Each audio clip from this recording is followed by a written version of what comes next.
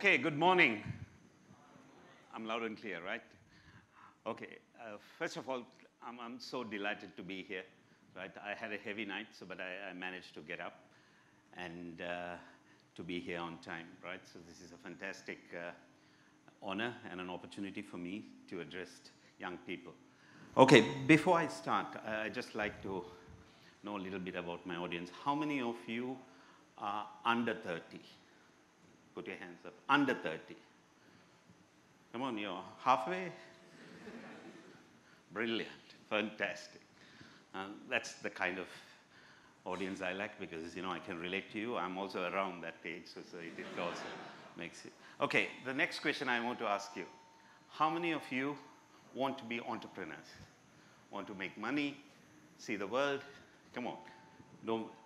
You won't get fired, huh? If you Fantastic. Almost everyone wants to be an entrepreneur. Okay, so I have 30 minutes, and what I like to share is something very dear to me. It's about entrepreneurship and leadership, right? So the first thing, before you become an entrepreneur, right, before you embark on this journey, there is something you need to learn or something you need to be before you become an entrepreneur. And what is that? Any guesses? Sorry? Yes, you need to be a leader first. That's right. Before you embark on this fantastic journey, I think some of you are already planting the seeds by taking part in this hackathon. But what is very important is you need to build leadership within yourself. And that is so true. It's true for myself and so true for so many of my colleagues I interact every day in this industry to become a good leader, right? So what I'm going to do in the next 20 minutes is I'm not going to give you a theory study about leadership. There are a lot of books written on leadership, but I want to talk to you about the things that affected my life in terms of being a good leader, if I'm one. Right? And then the things which I have experienced throughout before I became an entrepreneur to become a good leader. The first thing about leadership or trying to be a leader is to think big, right? Always to have this vision, to think big and look at the whole the issue or the task what you have from a very holistic point. So let me relate a small story which is very dear to me, and I always tell this story. And the story goes like this. There was this gentleman walking towards a village, and he stopped by a quarry, you know, where they cut stones, right? Some of you have heard this story, but he stopped, and there were 3 men working on this quarry. And he asked them, the first guy, what is that you're doing? Right? How do you relate the task what you're doing? And this guy said, you know, I look at my job, I come to office at 9, and I leave at 5 o'clock, right? I go for the best guy who gives me the best wage. That's the way I see it. He walked up to the second man and asked, what do you think? How do you see your job? He says, you know, I'm the best stone cutter in the village. You look at my stones, they're all perfect.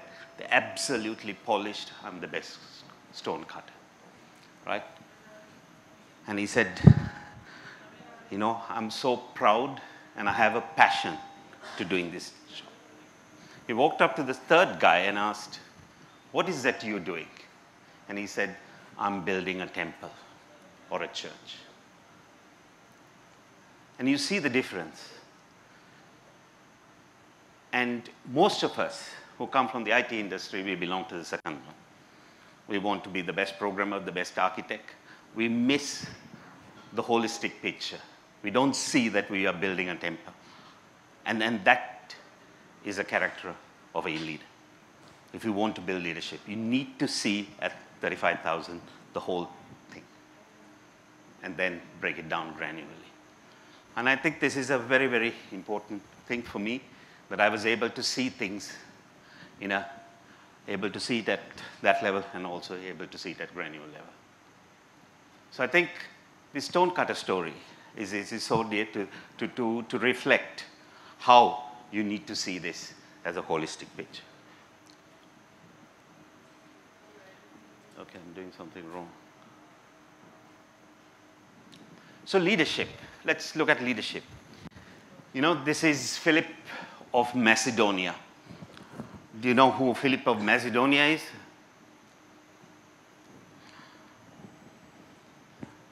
Shame, but I'll tell you. He's the father of Alexander the Great, right? This is Philip of Macedonia. And Philip of Macedonia has made a fantastic statement about leadership. And it goes like, an army of deer led by a lion is more feared than an army of lion led by a deer. Just read this, right? And what he tried to say, and you know, he lived in 300 BC. So what he tried to say was a single man was more important being in leadership to win a battle. And then that was the reflection. But I think times have changed. What Philip of Macedonia didn't say was an army of lions led by lions would be more lethal. So we have to find a way that it does not matter whether you are the leader or a follower. But I think the case here is that you have to be, leadership must be at all levels. And to illustrate this, I'm going to give you this thing. Do you know who this is?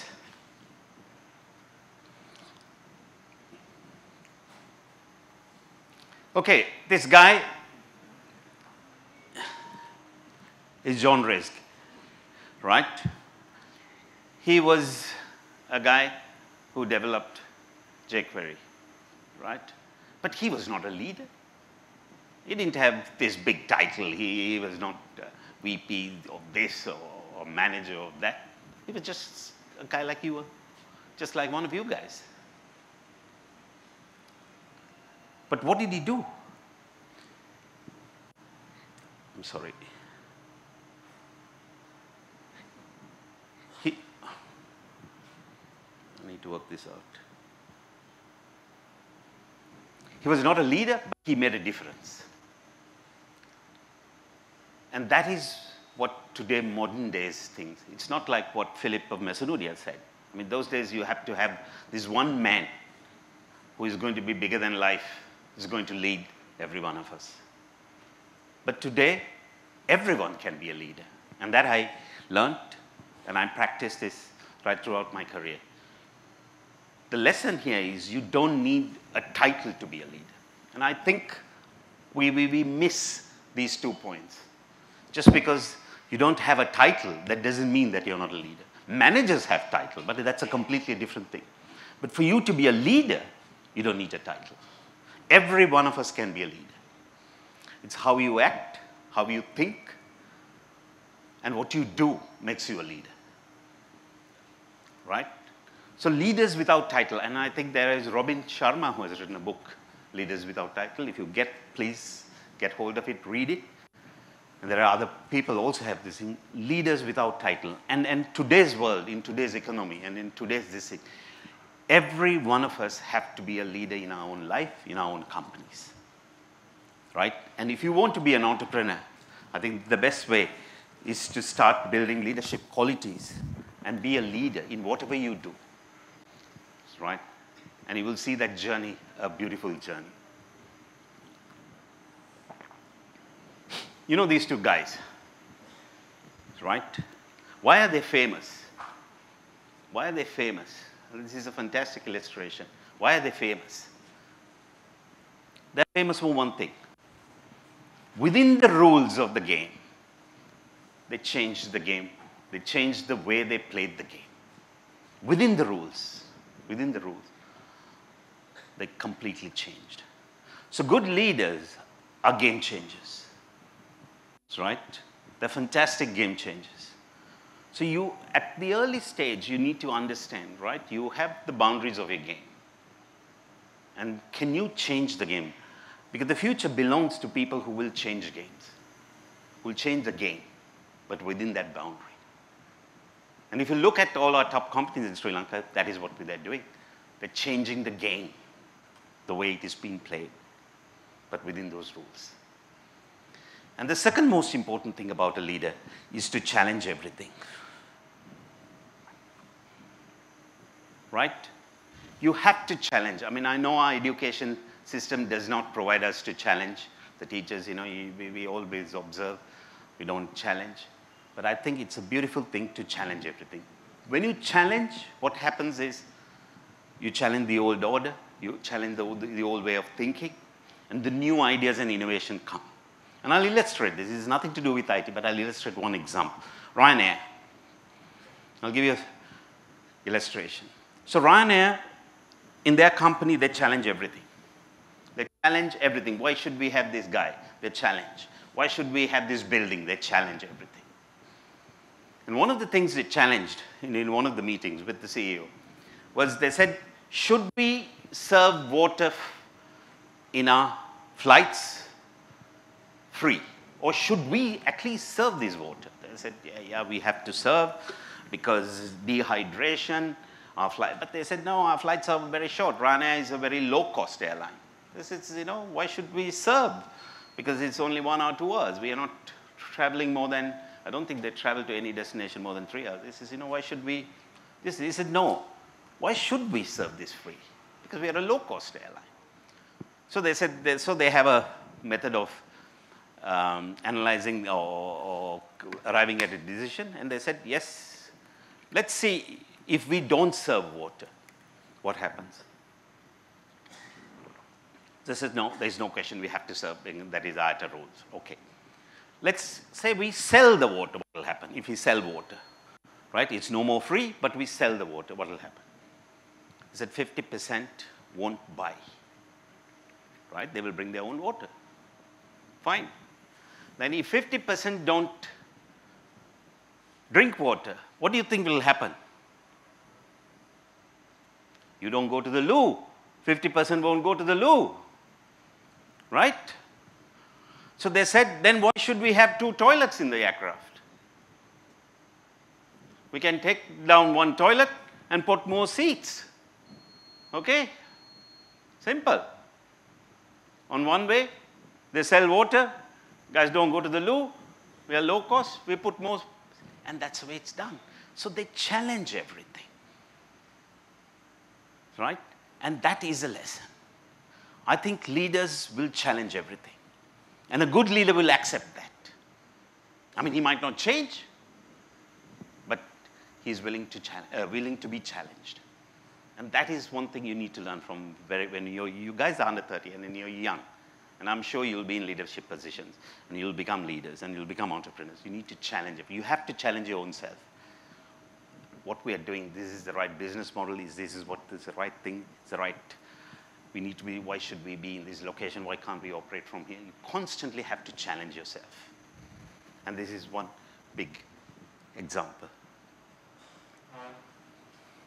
You know this guy, right? If you don't know, then you shouldn't be here. Right, never mind, okay? You know, there is a study being done. I'm sorry, I don't have the access to this thing. There is a study being done about people who are genius. And they found 3 common things other than having high IQ. One, that they are able to concentrate for a very long period of time without any distraction. They have this massive ability to work and concentrate without any distraction. Second, when they solve problems, there is a methodology. They write down in advance how they're going to analyze and solve, and they have a very clear structure way of solving. Third, which is the most surprising thing, they have open mind. They don't think this is, I know everything, right? They're very open, and then they get input. They have a massive open mind. And these are the three characteristics of a genius. And to me, the first one is very important. If you don't have discipline, if you're coding and you're looking at your Facebook, I mean, come on, right? Look, that concentration, the ability to train that mind on that single thing of task. I'm sorry, I don't believe in this bullshit of multitasking, right? But these are facts from genius, right? The ability to focus and concentrate for a very, very long period of time is one of the best characteristics. And for that, you need discipline. If you're going to be a leader, two things you need to remember. You need to have an open mind. People will criticize you. People will challenge you, right? But you have to have an open mind to take that input. And second, you have to have absolute discipline, right? Okay, next one. What is the most stressful job in the world? It's not the life of a programmer, right? I can tell you that. Tell me, what is the most stressful job in the world? Any guesses? It's not Lirendra's job, right? Definitely. He doesn't look stressed at all.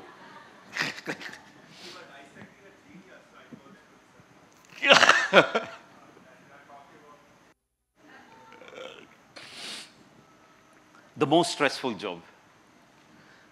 There are two jobs, actually. I'm sorry.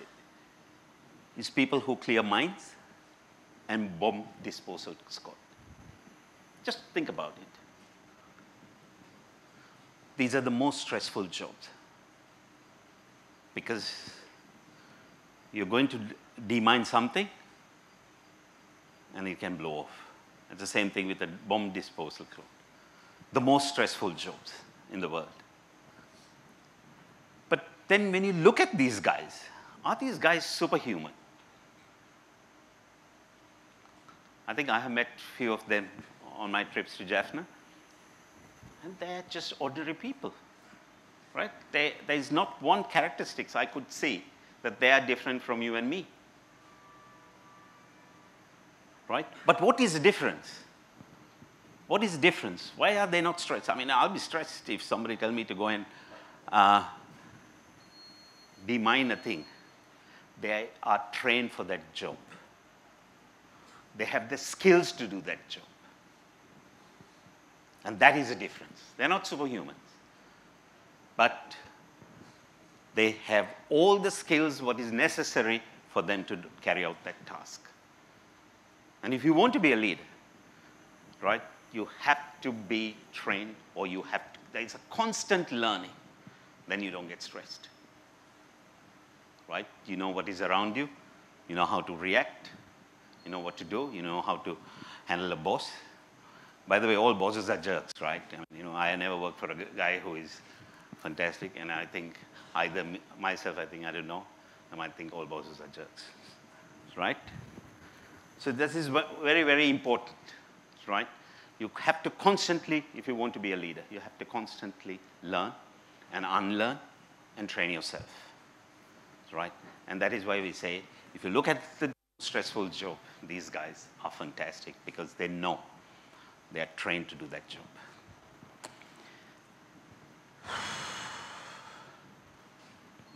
Okay, IQ and EQ, right?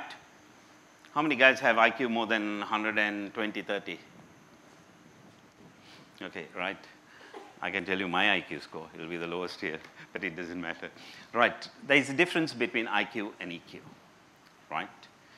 And there's a study has been shown, right? Leaders have very high EQ, which is emotional intelligence, right? And to be successful, it is not necessary to have a very high IQ. And leaders, if you look around our leaders, political leaders, they're leaders, come on. I'm sure they have low IQ, but they must be having very good EQ. That's what they are leaders of. So you've got to remember, if you want to be a leader, You need to work on your EQ. So let's look at this EQ. It's a fantastic book written by Daniel Goleman about emotional intelligence. Please grab a hold of it and read this. It's a fantastic book. And then let me just take you through this. Is one, your emotional intelligence is to be aware of your own emotions. That's right. You have to be aware about your own emotions. Second, you must be able to control your emotions, your anger management and etc. Because a man is a social animal. You know, we have to constantly interact with people. We have to be, and if you're a leader, then you have to lead your team. Maybe you don't have a title. You have to do interact with customers and etc. So you need to understand how to manage your emotions. And the third is the most important one, to recognize the emotions of the others in a social environment. You must be able to understand what is happening around you in society.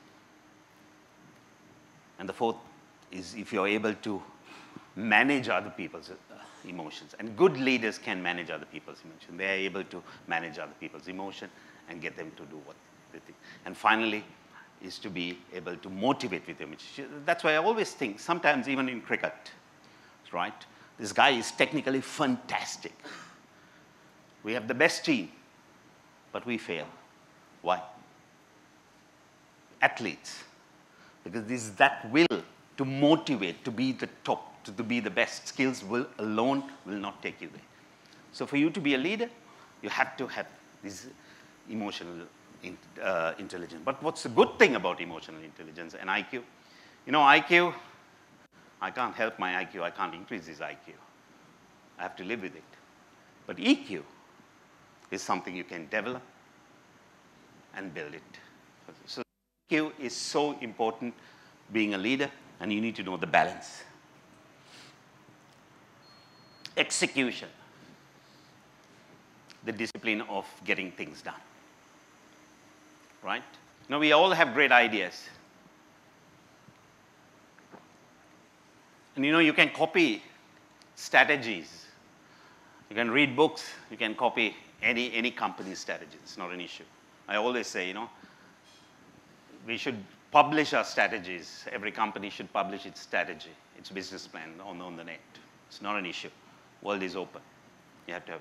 The difference is in the execution, your ability to execute that.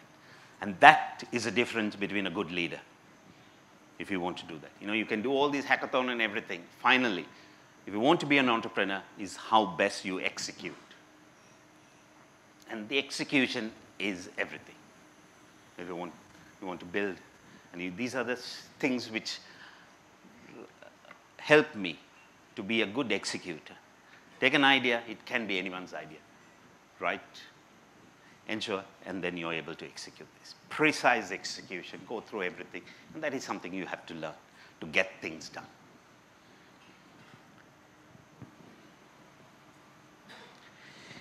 Happiness.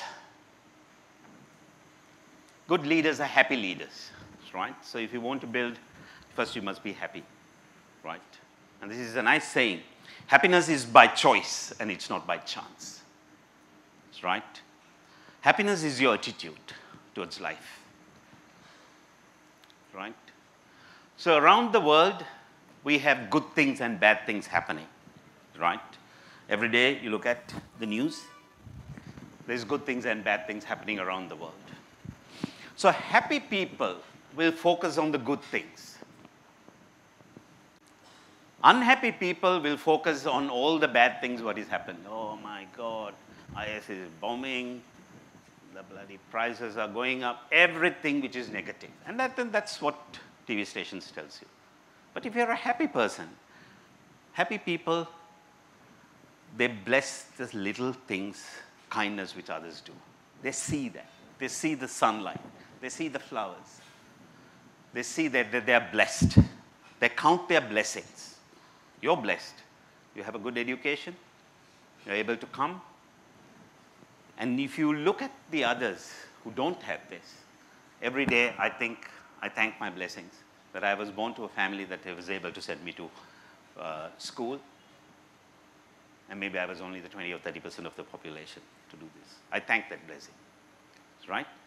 So happiness is something. Unhappy people will always focus on, okay, this guy, all the negative things in life. And this reminds me of going to Gaul in this highway, right?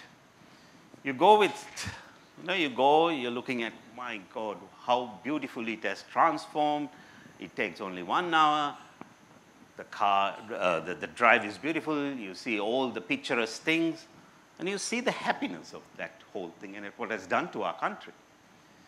But you travel with the wrong guy. You say, my God, dogs are there. I don't know how much commission these buggers made every kilometer. And you will condemn. Right? That's the way you see. That is you. It's your happiness. The way you think and look at things. Of course, I'm not saying those other things are wrong. But happiness is the way you see it. And happy people radiate a lot of energy and around it. And one thing I want to talk about this happiness is about this social comparison, right? People do social comparison, my God, and they become very unhappy when they do this social comparison. This guy gets 10,000 rupees more, right? Honestly, I ask you a question, right? You all went to college. Would you be happy if you're driving a Toyota? Right? And your colleague, would you like for him to have a Maruti or a Mercedes? To be honest, you do this test. Because it's all about social comparison, right? Right? Would you be really sincerely happy? You went to the same university, you did this, you got the job, and you're driving a Toyota. Would you be happy with the other guy wanting to drive, if he has a Maruti or a Mercedes? Happy people don't care about social comparison. And then I'll tell you a Russian story, but I'll have a twist to a Sri Lankan version. So in a village, Tigiri Banda had the biggest miharaka. And then the next door neighbor was James Banda. And while he was cleaning his room, he found this small lantern and he started polishing, a genie came out. And Genie asked, what do you want? He said, I want Tigiri Banda's miharaka to die, right? Okay, because what I can't have, he can't have, right? And this is social comparison. And that is why you have some of our guys migrating, right? Because they want to have social comparison, that's right? Happiness is nothing to do with social comparison. It is something inner. And very happy people don't care. I don't know, I didn't ask Sanjay. Sanjay, what's the liter, or what is your capacity of your vehicle you drive? 2? So I'm better, I have 5, huh? Right? Successful people don't care about social comparison. And there is an interesting statistics. 50%, whether you're happy or not, is in your genes. You can't do a damn thing about it. 50%. 40% is what you can interact, what makes you feel. That's right. The behavior. It's only 10% is your situation, whether you're rich, you're poor, you're blind, you're sick. So look, even a sick person can be very happy, can be happier than a guy with a lot of money. So money can only change 10% of your happiness. Right? The 40% is your behavior, how you interact. And then I just want to give you one, I hope I'm within time, right? I just quickly want to tell you one story. You know, I have a guru. He had a follower who was taking pictures when they were in India. And this guy asked the Swami, he said, "Can I see your photographs?" And when she showed this, all the album, what she has taken, all the photos, what she has taken, these were about people, poor people, sleeping during the daytime. in gutters, in rickshaws, in parks, and etc. And he, being an Indian, he Swamis, don't have to handle their anger management. He was furious. He said, look, India is such a beautiful country, but you have only taken photographs of people who are beggars and destitute. And he said, why do you guys do this? She was an American lady. She said, Swami, don't get angry with me. I'm a doctor by profession. And in States, every third person needs pills to go to sleep. So I want to take these photographs and to go and show how people are sleeping, even in the midst of traffic. Auto rickshaw guy is sleeping, fast asleep, or in the park. Right? So we have this elusive world of happiness. But innerly, you have to ask yourself, are you happy? Right? And when you're a leader, you have to be very, very important. When you build leadership skills, do you radiate happiness? Are you happy for your people? Are you happy for your colleagues? And that is so important. Okay. I'm almost coming to the end, and then I like to ask this final question. There are two important dates in your life, right? The date you were born. What's the other one? Not the date you died. There, okay, come on. Two important dates. The date you were born and the day you realize the purpose of your life. And this will come to you, right? And it's so important for you to realize that purpose. You have to have a higher purpose. So all of you guys are young, you're under 30, right? You have the greatest privilege to come to a hackathon like this. Have great people talk to you, right? Establish yourself. Have a very good foundation. Have a good value system, right? To become good leaders. And you don't need a title to become a leader. And these are the things which I have learned over a period of time. And I have friends and mentors who was able to bring me up to this thing. So, finally, to be a leader, you can read, but for me, your value system is absolutely important. Your vision and your value system. Because people will follow you if you're a holistic person. Life is about happiness. Life is beautiful, and you need to enjoy it. It's about self-mastery. It's about discipline, EQ, your domain specific, and that you have to constantly work, and the ability to get things done. Be a doer, and make a difference. Be a game changer, challenge everything. So thank you very much, and I just want to leave you with this. The grass is greener where you water it. Grass is not going to be greener somewhere else. Grass will be always greener. And I have had these discussions with a lot of guys, if I get this job, I'll do this, right? If I go abroad, I'll change myself, all this. It's all bull. Right? It is greener where you water it. Thank you very much, and I want to thank WSO2 for giving us this opportunity for me to talk to these guys and for all the good works what they're doing. Thank you.